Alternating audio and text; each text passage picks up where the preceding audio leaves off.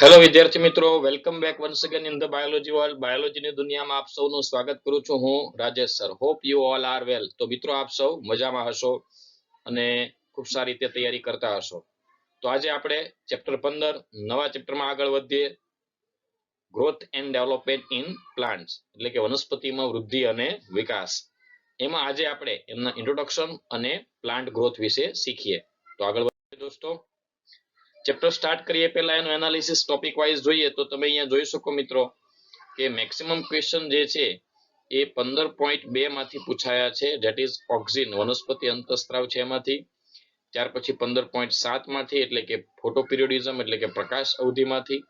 આમ જુઓ તો ઓલમોસ્ટ બધા ટોપિકમાંથી થોડા ઘણા પૂછાયેલા જ છે, રાઈટ. 15.6 એબ્સિસિક એસિડ, એટલે કે ખાસ કરીને આ જે 15.2 થી 15.6 છે એમાં ખાસ પૂછાતા હોય છે, રાઈટ. એટલે આમ જો તો બધા ટોપિકમાંથી વારાફરતી પૂછાય છે, પણ બે ટોપિકમાંથી વધારે પૂછાય, એટલે ઘણી બધી રીતે આમાં પ્રશ્નો આવે છે, એટલે ખાસ ધ્યાનમાં લેવું. ઇન્ટ્રોડક્શન જોઈએ આપણે. વનસ્પતિના સંદર્ભે વિવિધ પ્રશ્નો ઉદ્ભવે છે, જેવા કે મૂળ, પ્રકાંડ, પર્ણો, પુષ્પ, ફળ, બીજ જેવી સંરચનાઓ ક્યાં અને કેવી રીતે ઉદ્ભવે છે, આપણને આ પ્રશ્નો થાય. વનસ્પતિ વિકાસ દરમિયાન પર્ણ ક્યાં ઉદ્ભવે, પુષ્પ ક્યાં ઉદ્ભવે, ફળ ક્યાં ઉદ્ભવે, કેવી રીતે ઉદ્ભવતી હશે, કોણ એને સિગ્નલ આપતું હશે, રાઈટ. વનસ્પતિ મોટી થતી જાય, એમાં પર્ણો આવતા જાય, પુષ્પો આવતા જાય, ફળ આવતા જાય, બીજ ઉત્પન્ન થયા કરે. આ બધી પ્રોસેસ ક્રમશઃ થયા જ કરે. તો એની માટેનું જે છે પ્રોસેસ માટે કોણ જવાબદાર હશે, રાઈટ. તે પણ પાછું કેવી રીતે થાય? ક્રમબદ્ધ રીતે, વારાફરતી આ ક્રિયા થાય છે. બધા વૃક્ષ સમયાંતરે ઊંચાઈ તેમજ જાડાઈમાં વૃદ્ધિ પામે. હવે જેમ જેમ વૃક્ષ વધે છે એમ ઊંચાઈ વધે, સાથે સાથે જાડાઈ પણ વધે છે, રાઈટ. પ્રકાંડ જે છે જેમ લાંબુ થાય એમ જાડાઈ વધે છે. તો આ બધું એક સાથે કેવી રીતે થતું હશે? કોણ આ બધું મેન્ટેન કરતું હશે વનસ્પતિ વૃદ્ધિને? જો એક જ વનસ્પતિ પર રહેલા પર્ણો, પુષ્પ, ફળ એક સરખી મર્યાદિત અવધિ ધરાવતા નથી. પાછા અવધિ એટલે સમયગાળો, રાઈટ. એટલે એક જ વનસ્પતિ પર રહેલા પર્ણો, પુષ્પ, ફળ આ બધા એક જ સરખી જે છે મર્યાદિત અવધિ ધરાવતા નથી. ડેટ મીન્સ કે એક જ સમય માટે જે છે એ રહેતા નથી. એનો બધાનો ઉગવાનો, વિકસવાનો અને ખરવાનો સમય અલગ અલગ હોય છે, ભલે એક જ વનસ્પતિ પર હોય. તો આ બધું કેવી રીતે મેન્ટેન થતું હશે? પરંતુ તેઓ સમયાંતરે ઉગે છે અને ખરી પડે છે. આ ક્રમ પાછો પુનરાવર્તિત થાય, રાઈટ. જે ખરી ગયા હોય ત્યાં નવા આવે અને નવા બનાવે, પાછા ખરે. તો આ ક્રમ રિપીટેડલી થયા જ કરે. તો આ બધું કેવી રીતે વનસ્પતિમાં મેન્ટેન થતું હશે?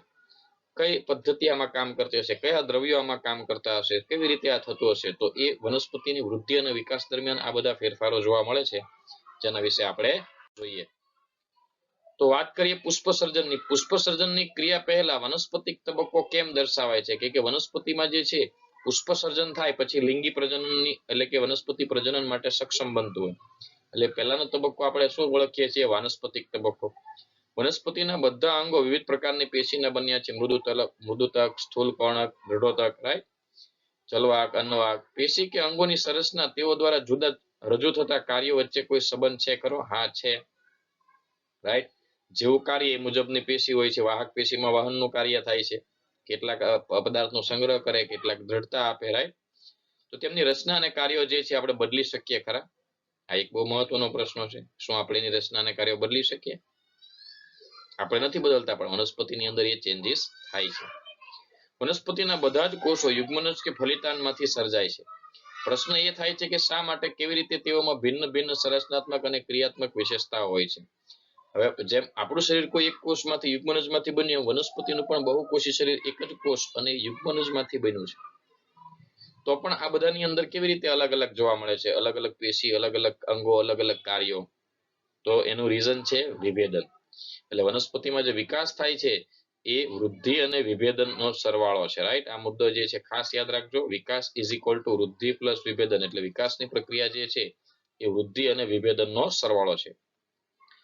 એક પરિપક્વ વૃક્ષનો વિકાસ એ યુગ્મનજથી શરૂ થાય છે. આખું વૃક્ષ છે બહુકોષી, હજારો કોષોનું બનેલું એ વૃક્ષ છે. એની શરૂઆત ક્યાંથી થાય? એક યુગ્મનજથી શરૂ થાય અને એક સુનિશ્ચિત તેમજ ઉચ્ચ ક્રમબદ્ધ અનુકૂલિત ઘટનાઓને અનુસરે છે. આ પ્રક્રિયા દરમિયાન એક જટિલ સંરચનાનું નિર્માણ થાય, જે મૂળ, પ્રકાંડ, પર્ણો, શાખાઓ, પુષ્પ, ફળ, બીજ આ બધું ઉત્પન્ન કરે છે અને છેવટે પછી એ રચના શું પામે છે? મૃત્યુ પામે છે. એટલે એક જ યુગ્મનજથી શરૂ થયેલી આ ઘટના, રાઈટ, મહાકાય વૃક્ષ બને છે. મૂળ, પ્રકાંડ, પર્ણો, પુષ્પો બધું, ફળ, બીજ બધું ઉત્પન્ન કરે અને એક સમયાંતરે વૃક્ષ હોય, વનસ્પતિ હોય, છોડ હોય, એ શું પામે છે? નાશ પામે છે, મૃત્યુ પામે છે. તો આખું આ કેવી રીતે બનતું હશે, કોણ આમાં અસર કરતું હશે, કયા દ્રવ્યો કામ કરતા હોય, એ બધું આપણે આ ગ્રોથ અને ડેવલપમેન્ટમાં જોવાનું છે. તો શરૂઆત કરીએ પહેલું સ્ટેપ, વનસ્પતિના વિકાસનું, વૃદ્ધિનું પહેલું સ્ટેપ. વૃદ્ધિ અને વિકાસમાં પહેલું શું? બીજાંકુરણ થાય. બીજનું અંકુરણ થાય પછી જ વનસ્પતિ ઉગે, રાઈટ? તો એટલા માટે ખાસ અહીંયા પહેલો મુદ્દો નોંધી રાખજો કે વનસ્પતિ વૃદ્ધિની ક્રિયાનો પ્રથમ તબક્કો એટલે શું કહેવામાં આવે? બીજાંકુરણ, રાઈટ? વનસ્પતિ વૃદ્ધિ જે થાય, વનસ્પતિનો ગ્રોથ થાય, એમાં પહેલો તબક્કો એટલે બીજાંકુરણ. જ્યારે પર્યાવરણમાં વૃદ્ધિ માટે સાનુકૂળ પરિસ્થિતિ હોય, પર્યાવરણમાં વૃદ્ધિ માટે કેવી પરિસ્થિતિ હોય? સાનુકૂળ પરિસ્થિતિ હોય, એટલે કે પ્રકાશ, તાપમાન, પાણી આ બધું જ યોગ્ય હોય ત્યારે બીજાંકુરણ થાય. એટલે બીજાંકુરણ માટે આ બધી વસ્તુ બહુ મહત્વનું છે કે એને પૂરતું પાણી મળે, પૂરતો પ્રકાશ મળે, રાઈટ? પૂરતો ટેમ્પરેચર મળે. આવી સાનુકૂળ પરિસ્થિતિઓની ગેરહાજરીમાં બીજાંકુરણ થતું નથી અને તેઓ વૃદ્ધિની ક્રિયાને અમુક સમય સુધી અટકાવે છે અથવા તો વિશ્રામ કરે છે.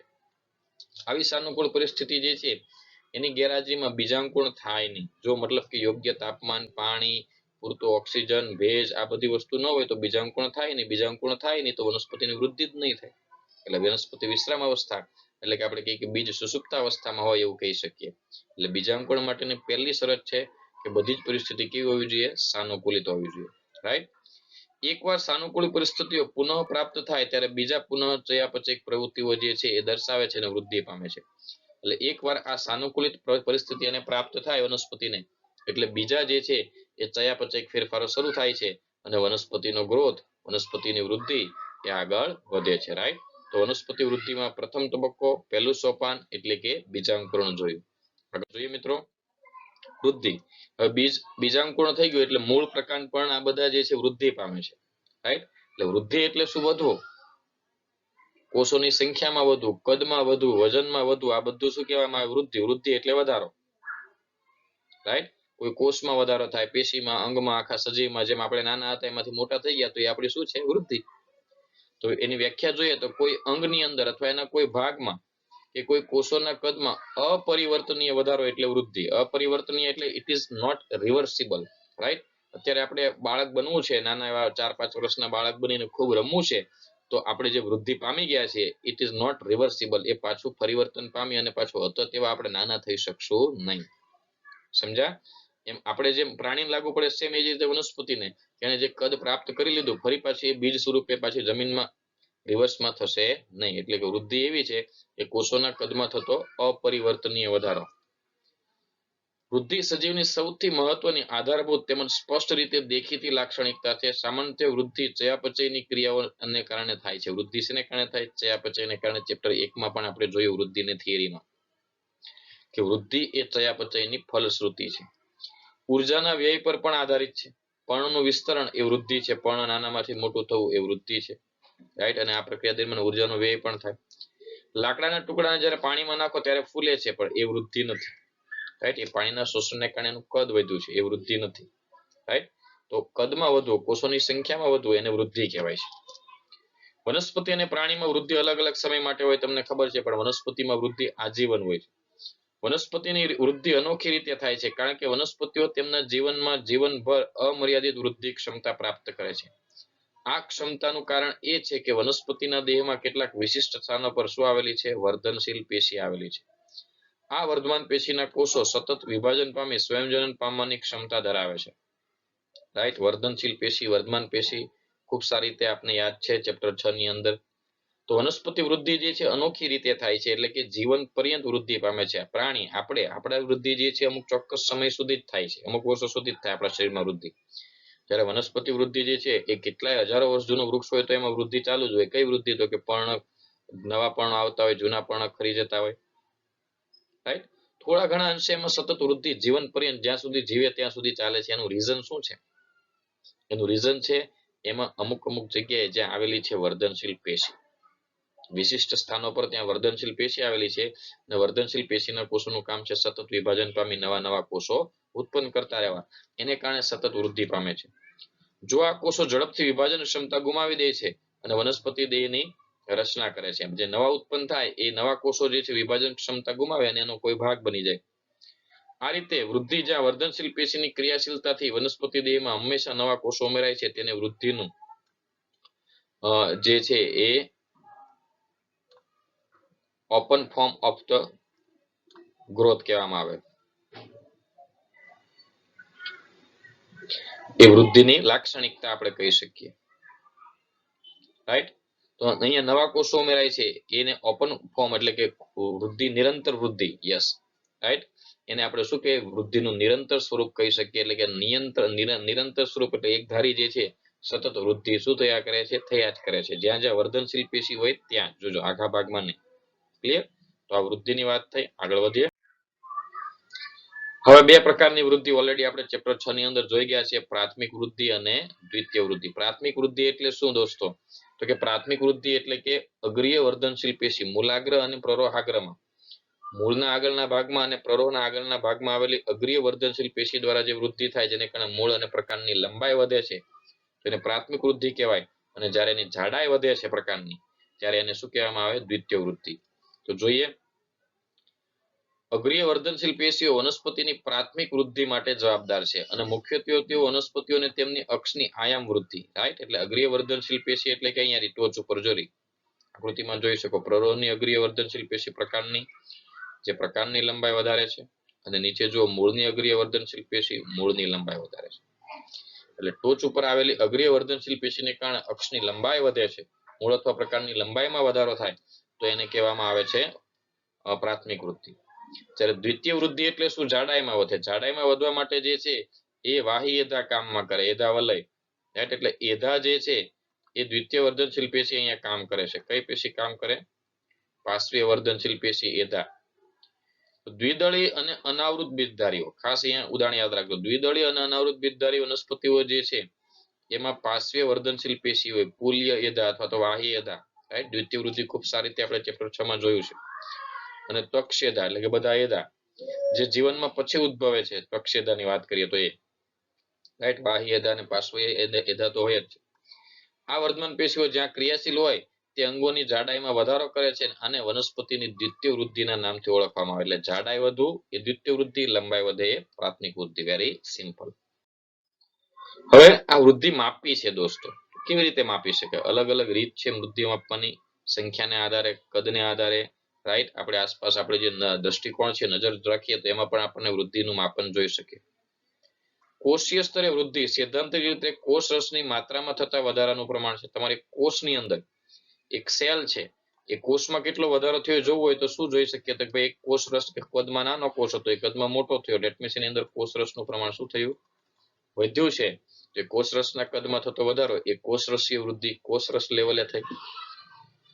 વૃદ્ધિનું સીધું માપન મુશ્કેલ છે. સામાન્ય રીતે તે જથ્થામાં થતા વધારા કે ઘટાડાના આધારે મપાય છે, રાઈટ. એક્ઝેક્ટ માપવું બહુ મુશ્કેલ છે કે એક કોષ ખૂબ નાનો, એમાં કોષ રસ કેટલો હોય તો એ ખૂબ અઘરો છે.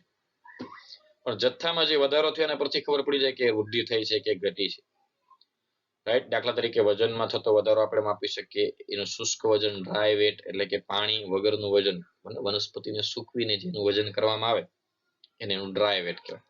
ક્ષેત્રફળ, એરિયા, પર્ણ નાનો હતો એમાંથી મોટું થયું, પ્રકાંડનું કદ, કોષોની સંખ્યા, આ બધા માપદંડો આપણે લઈ શકીએ જેને કારણે આપણને ખબર પડે કે વૃદ્ધિ થઈ કે નહીં. ઉદાહરણ આપ્યું છે કે મકાઈના મૂલાગ્રની વર્ધમાન પેશી, એમસીક્યુ માટે પૂછાય, આ બધી વસ્તુ યાદ રાખજો. મકાઈના મૂલાગ્રમાં વર્ધમાન પેશીમાં એક કોષ પ્રત્યેક કલાકે 17,500 અને તેના કરતા વધારે નવા કોષો ઉત્પન્ન કરે છે. જો મકાઈના મૂલાગ્રમાં, મકાઈના છોડમાં જે મૂલાગ્ર છે એમાં કોષો પ્રત્યેક કલાકે 17,500 નવા કોષો કે એનાથી વધારે કોષો ઉમેરે છે. એટલું ઝડપી વૃદ્ધિ પામે. તરબૂચ જે છે પોતાના કોષોના કદમાં 3,50,000 ગણો વધારો કરે છે. એટલે કોષનું કદ જે સ્ટાર્ટિંગમાં હોય, જેવું તરબૂચ બનવાની શરૂઆતમાં હોય, પછી અને વૃદ્ધિ પૂરી થાય ત્યાં સુધીમાં 3,50,000 ગણું એનું કદ કોષનું કેવું કરે છે? મોટું. રાઈટ. તો મકાઈનું ઉદાહરણ આપણને શું કહે? તો કે કોષોની સંખ્યામાં થતી વૃદ્ધિ દર્શાવે છે. અને તરબૂચનું એ કદમાં થતી વૃદ્ધિ છે. પરાગ નલિકાની વૃદ્ધિ, પરાગરજ જે છે, રાઈટ. પરાગાસન ઉપર અહીંયા દોરું છું. પરાગાસન ઉપર જેવી પરાગરજ સ્થાપિત થાય, આ સ્ત્રી કિસમનું પરાગાસન છે, એના પર પરાગરજ પડે એમાંથી જે નળી વિકસે એને શું કહેવામાં આવે? પરાગ નલિકા. એ પરાગ નલિકાની શું વધી રહી હોય? લંબાઈ. તો એ પણ એક પ્રકારની લંબાઈમાં થતી વૃદ્ધિ કહી શકાય. પૃષ્ઠવક્ષીય પર્ણો, દ્વિદળી પર્ણોના સપાટી ક્ષેત્રફળમાં થતો વધારો. પર્ણ જે છે શરૂઆતમાં નાનું હોય દોસ્તો, રાઈટ, તમે જોઈ શકો. પછી જે છે એનો સમય જાય એટલે પર્ણકદમાં કેવું થઈ જાય, મોટું થઈ જાય. તો પર્ણના ક્ષેત્રફળમાં વધારો, એ પણ શું થયું, વૃદ્ધિ. એટલે સંખ્યા વધવું, વજન વધવું, કદ વધવું, ક્ષેત્રફળ વધવું, લંબાઈ વધવું, આ બધા એના માપદંડો. આ બધી વસ્તુ આપણે ધ્યાનમાં લઈ અને વૃદ્ધિનું શું કરી શકીએ છીએ, માપન કરી શકીએ. રાઈટ, એટલે આ બધા માપદંડો છે વૃદ્ધિના માપન માટેના. આગળ વધીએ. વૃદ્ધિના તબક્કા. વનસ્પતિમાં વૃદ્ધિ જે છે એના તબક્કાઓ છે અલગ અલગ, કે શરૂઆતમાં કેવી રીતે થાય, પછી કેવી રીતે વૃદ્ધિ થાય. તો વૃદ્ધિના સમયગાળાને સામાન્ય રીતે 3 તબક્કામાં વહેંચાય છે મિત્રો. પહેલો છે વર્ધમાન તબક્કો, બીજો છે વિસ્તરણ તબક્કો અને ત્રીજો છે પરિપક્વન તબક્કો. વૃદ્ધિના કેટલા તબક્કા છે? 3. વર્ધમાન તબક્કો, વિસ્તરણ તબક્કો અને પરિપક્વન તબક્કો. વૃદ્ધિ તબક્કો અથવા તો એને શું કહેવામાં આવે, વર્ધમાન તબક્કો. મૂળની ટોચે અને પ્રરોહની ટોચે, એટલે કે મૂલાગ્ર અને પ્રરોહાગ્ર બંનેના ભાગોમાં કોષો, ત્યાં આવેલી છે વર્ધનશીલ પેશી. જ્યાં વર્ધનશીલ પેશી આવેલી, ત્યાં જે વૃદ્ધિ થાય એ તબક્કો વર્ધમાન તબક્કો. હમણાં જ આપણે જોઈ ગયા છે ડાયાગ્રામ. મૂળ અને પ્રકાંડના ટોચ ઉપર, રાઈટ, આમ આ પ્રરોહાગ્ર છે એની ટોચ ઉપર આવેલી વર્ધમાન પેશી, મૂલાગ્ર છે એની ટોચે આવેલી વર્ધમાન પેશી. તો જ્યાં વર્ધમાન પેશી આવેલી છે ત્યાં સતત વર્ધનશીલ પેશીને કારણે જે નવા નવા કોષો ઉમેરાય અને જે કોષોની વૃદ્ધિ થાય, એ ભાગ પૂરતો જે વૃદ્ધિ થાય છે, એ સમય પૂરતી જે વૃદ્ધિ થાય અને વૃદ્ધિ તબક્કો કહેવામાં આવે વર્ધમાન તબક્કો. રાઈટ, જે વૃદ્ધિનો વર્ધમાન તબક્કો કહેવાય એ દરમિયાન જે છે કોષો સતત વિભાજનથી નવા બનેલા હોય, એટલે કોષો જીવરસથી કેવા હોય, ભરપૂર હોય છે. કોષમાં મોટું સ્પષ્ટ જોઈ શકાય એવું શું જોવા મળે, કોષ કેન્દ્ર, કારણ કે હજી વિભાજન પામી સતત નવા નવા કોષો ઉમેરાતા હોય. કોષ દિવાલ એકદમ પ્રાથમિક, કારણ કે કોષ હજી નવો જ બન્યો છે, એટલે એકદમ પ્રાથમિક, પાતળી અને વધુ માત્રામાં સેલ્યુલોઝ હોય, કારણ કે પ્રાથમિક કોષ દિવાલ માત્ર શેની બનેલી હોય, સેલ્યુલોઝની, યાદ હશે. અને કોષો ભરપૂર માત્રામાં કોષરસીય તંતુ એટલે કે પ્લાઝ્મોડેસ્માટા ધરાવે. રાઈટ, તો વર્ધમાન તબક્કો એટલે કે જ્યાં વર્ધનશીલ પેશી આવેલી છે ટોચના ભાગે, ત્યાં જોવા મળે. અને વર્ધનશીલ પેશીનું કામ છે સતત વિભાજન પામી નવા કોષો ઉત્પન્ન કરવા. એટલે આ તબક્કા દરમિયાન જે કોષો બને એ કદમાં નાના હશે, જીવરસથી ભરપૂર હશે, કોષરસ તંતુથી ભરપૂર હશે, કોષ દિવાલ પાતળી હશે, સેલ્યુલોઝની બનેલી હશે. રાઈટ, અને કોષ કેન્દ્ર પણ સ્પષ્ટ દેખાતું હશે, કારણ કે હજી નવા નવા બનેલા કોષો જ હોય છે. રાઈટ, તો આ પહેલો તબક્કો થયો વૃદ્ધિ તબક્કો. આગળ જોઈએ વિસ્તરણ તબક્કો. રાઈટ, અહીં આકૃતિમાં તમને આપ્યું જ છે, જુઓ તમે, આ મૂલાગ્રનો ભાગ જે છે વધી રહ્યો છે. રાઈટ, ABCDEFG જે નામ આપ્યું છે તેમાં જુઓ, પહેલા એ પ્રદેશમાં એની લંબાઈ આટલી જ હતી, અને જે વચ્ચે લીટા પડ્યા એટલી જ. હવે દરેક ભાગ જુઓ, દરેક ભાગ પોતાની વૃદ્ધિ દર્શાવે છે. રાઈટ, વિસ્તરણ તબક્કો એટલે લંબાઈમાં વધુ. રાઈટ, એની માટે બેસ્ટ આ આકૃતિ છે, તમે જોઈ શકો. વર્ધમાન તબક્કા પછી નિકટવર્તી ભાગ એટલે કે વિસ્તરણ પ્રદેશ આવેલો છે. વિસ્તરણ પ્રદેશમાં કોષો જે છે એની કદ અને લંબાઈમાં ઝડપથી વધે. એટલે મૂળ હોય તો મૂળની લંબાઈ વધે, પ્રકાંડ હોય તો પ્રકાંડની, એટલે વનસ્પતિના લંબાઈ, ડાળી, શાખા હોય તો શાખાની, બધાની લંબાઈ વધે છે, કારણ કે કોષનું કદ વધે. વેરી સિમ્પલ, તમે અહીંયા જોઈ શકો, નીચે હું દોરું છું એના પરથી, કે આ રીતના કોષો જે છે લાઈનમાં ગોઠવાયેલા છે. રાઈટ, ભૂસી નાખીએ, બરાબર નથી બની લાઈન. આ રીતે કોષો છે. રાઈટ, તો પહેલા જે છે તમે જો અહીંયા નાના નાના કદના દોરું છું. રાઈટ, નાના કદના કોષો છે. જેવી એમાં વૃદ્ધિ થશે, વિસ્તરણ થાય એટલે કદમાં વધારો થાય, એટલે દરેકે દરેક કોષ વધ્યું તો તમે જુઓ પ્રકાંડ અથવા મૂળ હોય તો એની લંબાઈ પણ વધશે, કારણ કે એમની વચ્ચેની જગ્યા વચ્ચે આ કોષના કદ મોટા થવા લાગ્યા. કોષોનું શું થયું, વિસ્તરણ થયું, કદ અને લંબાઈમાં વધારો થયો.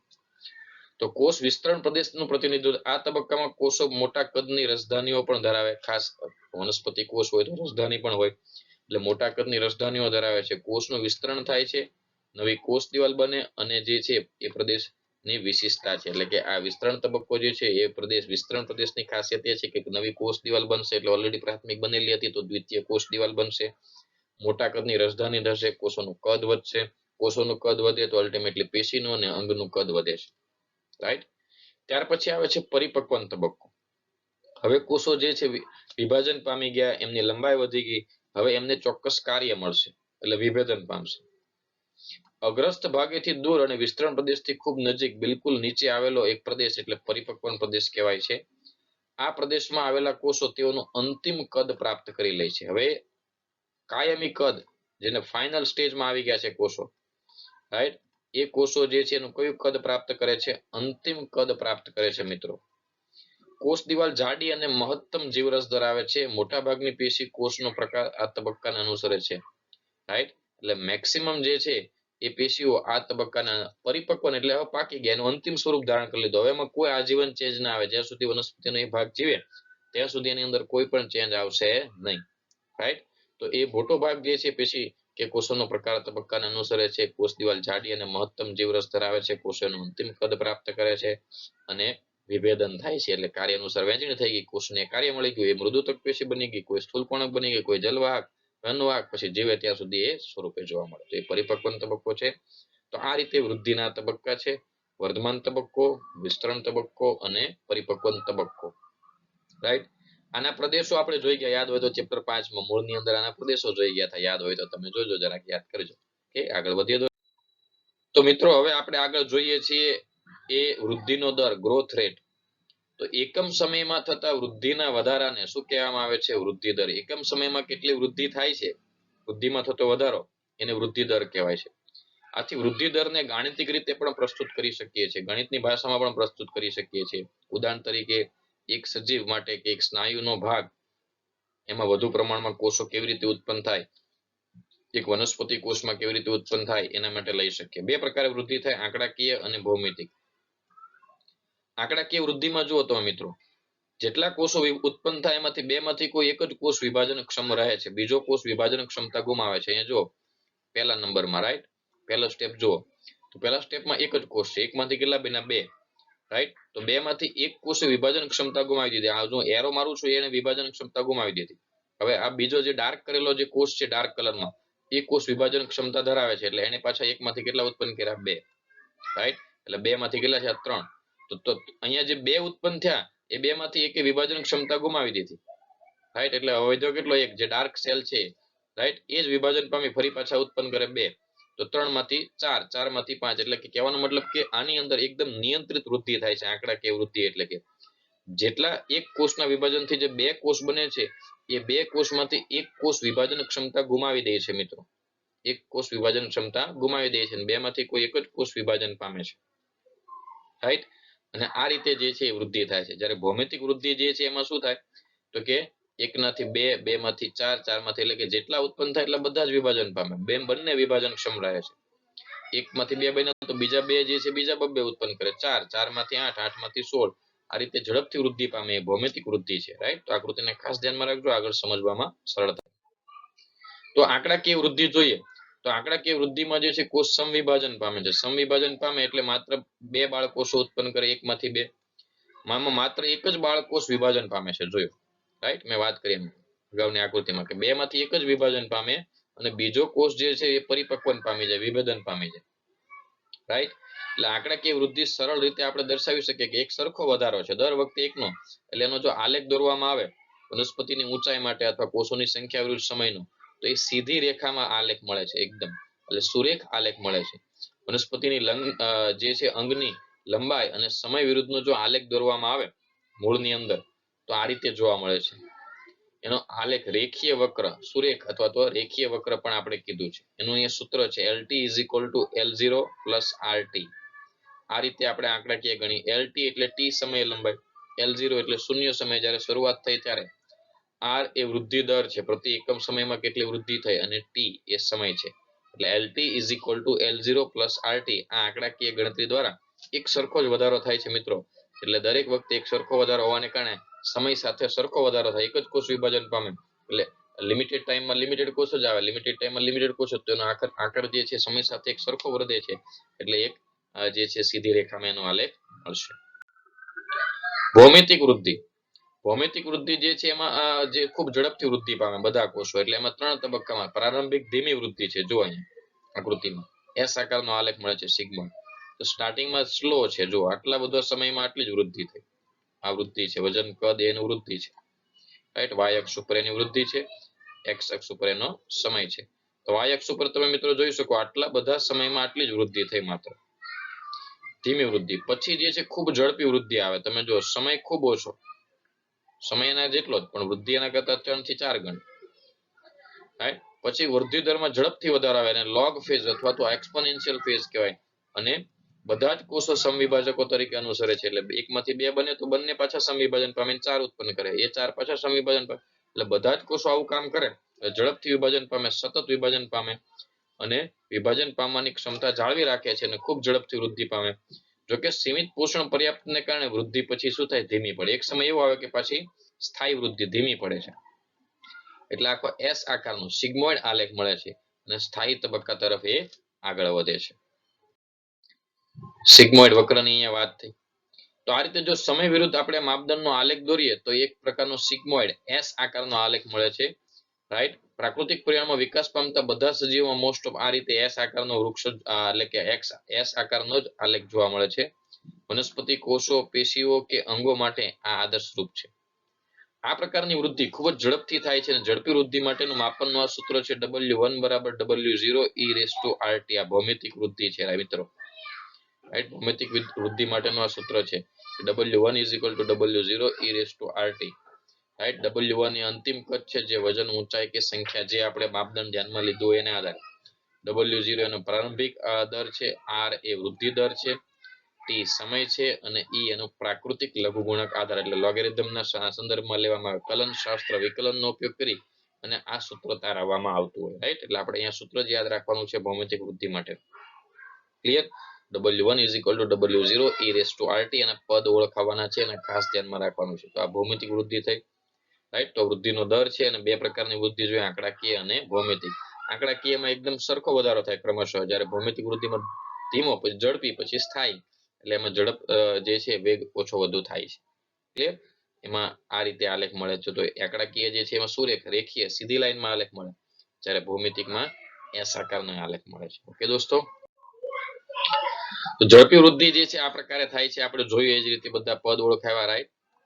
અહીંયા આર જે છે એક સાપેક્ષ વૃદ્ધિ દર છે. ખાસ વનસ્પતિની ક્ષમતાનું શું દર્શાવે છે, માપન. આર એક કુદરતી વૃદ્ધિ કેટલી વૃદ્ધિ થઈ. હવે દરેક વનસ્પતિની કુદરતી વૃદ્ધિ પામવાની ક્ષમતા અલગ અલગ હોય. એક દિવસમાં કોઈ વનસ્પતિ ખૂબ ઝડપથી વૃદ્ધિ પામે, નાની વેલા પ્રકારની વનસ્પતિ ખૂબ જલ્દી વધે, મોટા વૃક્ષ જેવી છોડ જેવી વનસ્પતિ ઓછી વધે. તો આર એની વનસ્પતિની ક્ષમતાનું માપન છે કે ભાઈ નવા વનસ્પતિ દ્રવ્ય ઉત્પન્ન કેટલા થાય એના દ્વારા એકમ સમયમાં. રાઈટ. તો એની કાર્યક્ષમતાનું સૂચક આંક પણ એ દર્શાવે છે. W1 એ અંતિમ કદ છે એટલે કે T સમય અને W0 એ પ્રારંભિક કદ એના પર આધારિત છે. શરૂઆતમાં W0 એ કેટલું કદ હતું. W0 આપણે ધારી લઈએ ચાલો, એક નાનો એવો છોડ છે, આજે એની અંદર આજના દિવસે એની અંદર 5 પર્ણો ઉગ્યા નાના નાના. અઠવાડિયા પછી આપણે એને ગણીએ તો W0 એ પ્રારંભિક કદ થયું, સંખ્યા ધ્યાનમાં લીધી આપણે. રાઈટ. અથવા તો કદ લેવું હોય તો આપણે એને માપી દઈએ કે ભાઈ એ 5 સેન્ટીમીટર નું હતું આજે.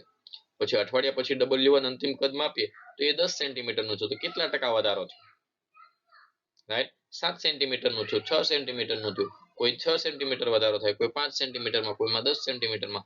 તો જે વધારો જે થાય છે પ્રારંભિક અને અંતિમ એ એની સાપેક્ષ જે કેટલા નવા દ્રવ્યો ઉમેરાય એના પર છે. એટલે એની કાર્યક્ષમતાનું સૂચન દર્શાવે છે, જેને સાપેક્ષ વૃદ્ધિ દર કહેવામાં આવે. દરેક વનસ્પતિ માટે અલગ અલગ હોય. રાઈટ. તો આર એ સાપેક્ષ વૃદ્ધિ દર પણ અહીંયા કીધો છે. એટલે કે વનસ્પતિની કાર્યક્ષમતાનું સૂચકાંક, એટલે વનસ્પતિની કેટલી કેપેસિટી છે નવા દ્રવ્ય ઉમેરવાનું અને કેટલી રીતે એ પ્રારંભિક કરતા અંતિમ કદમાં વધારો થાય એના દ્વારા એને માપી શકાય છે. ઓકે દોસ્તો, આગળ વધીએ. સો ધેટ્સ ઓલ ફોર ટુડે. તો આજના લેક્ચરમાં ખાસ વર્કશીટ સોલ્વ કર્યું હોમવર્કમાં અને જે સવાલો ચાલ્યા છે એમાં વૃદ્ધિ, આંકડાકીય વૃદ્ધિ, ભૌમિતિક વૃદ્ધિ એ તૈયાર કરવી. રાઈટ. વૃદ્ધિનું માપન ને સ્ટાર્ટિંગનું બધું જે છે MCQ માટેનું જ છે. ખાસ વૃદ્ધિના તબક્કા તૈયાર કરવા, એક સવાલ જે આપ્યો તે, અને બીજું જે છે આ વૃદ્ધિ દર એટલે આંકડાકીય અને ભૌમિતિક વૃદ્ધિ, આ બે જવાબ હોમવર્કમાં કમ્પ્લીટ કરવાના, વર્કશીટ સોલ્વ કરવાનું અને નેક્સ્ટ લેક્ચરમાં આપણે એના લક્ષણો વિશે જોઈશું. ઓકે. તો hope you understand it very well. નવા વિડીયો લેક્ચરમાં ફરી મળીએ, ત્યાં સુધી આવજો.